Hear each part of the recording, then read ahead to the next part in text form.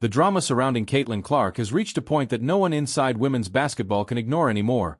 Because what's unfolding right now isn't just about shoes, billboards, or endorsement money. It's about power, resentment, and a generational shift that's happening in real time, right in front of everyone's eyes. When that massive Nike billboard lit up Times Square honoring the all-time NCAA Division I scoring leader, it wasn't just a celebration. It was a signal.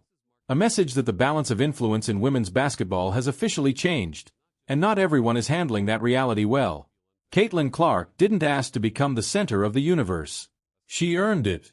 Every logo, every ad, every spotlight moment exists because fans showed up in numbers the league had never seen before. When Nike rolled out her first player-exclusive Kobe, it wasn't a gamble. It was a response to undeniable demand. This wasn't hype manufactured in a boardroom. This was a brand reacting to a cultural moment that Clark herself created with her game, her presence, and her ability to captivate audiences night after night. What makes this moment so uncomfortable for some people in the league is how fast it happened.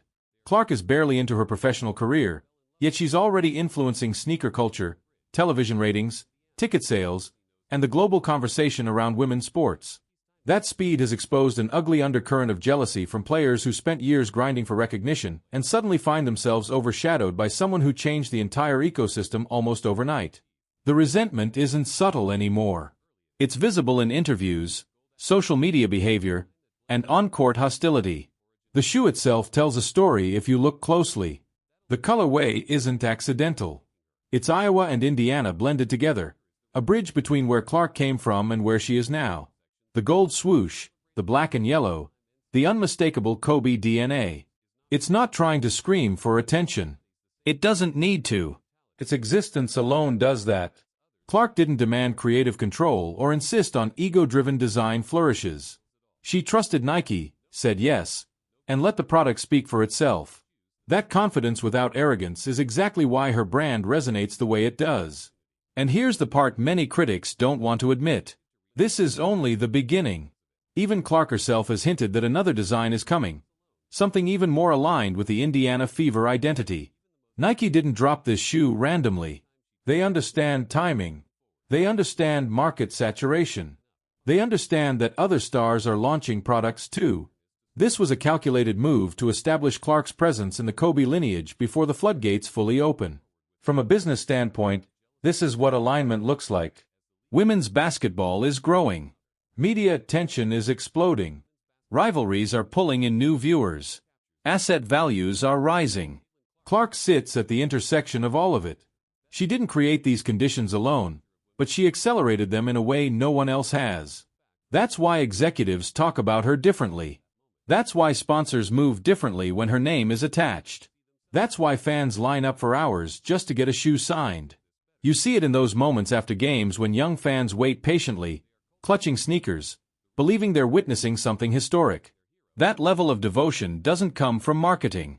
It comes from connection. Clark plays the game in a way that feels authentic and electric, and people respond to that instantly. It's the same phenomenon that once surrounded Steph Curry, when anything bearing his name disappeared from shelves the moment it arrived. That comparison isn't accidental either.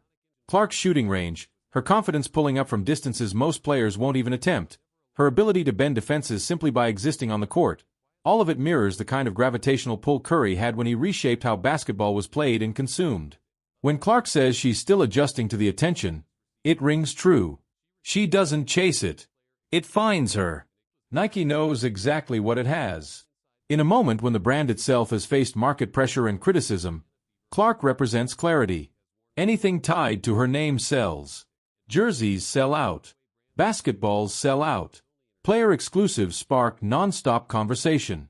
From a strategic lens, this is the type of opportunity companies pray for. A star who moves product without controversy, without scandal, without needing artificial narratives. That's why the hostility she faces from certain corners feels so misplaced. She didn't take anything from anyone.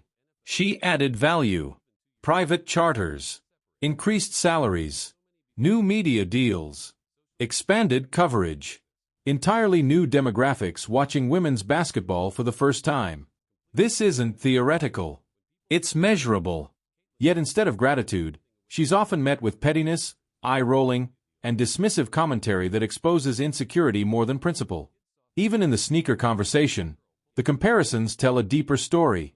When people point out how closely some signature models resemble classic Cobes, it highlights something uncomfortable. Clark is already living in that design space organically. She wears Cobes because her game fits them. Her player exclusives don't feel forced. They feel inevitable.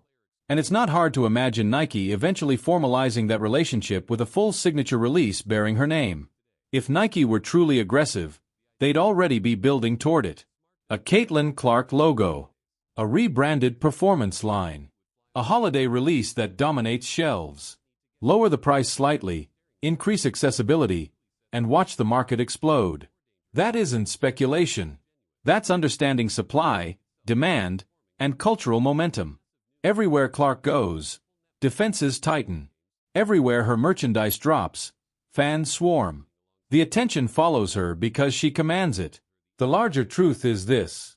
Caitlin Clark has become the most marketable athlete in women's sports because she connects performance to possibility. She doesn't just play well. She makes people care. She makes young girls believe. She makes executives believe.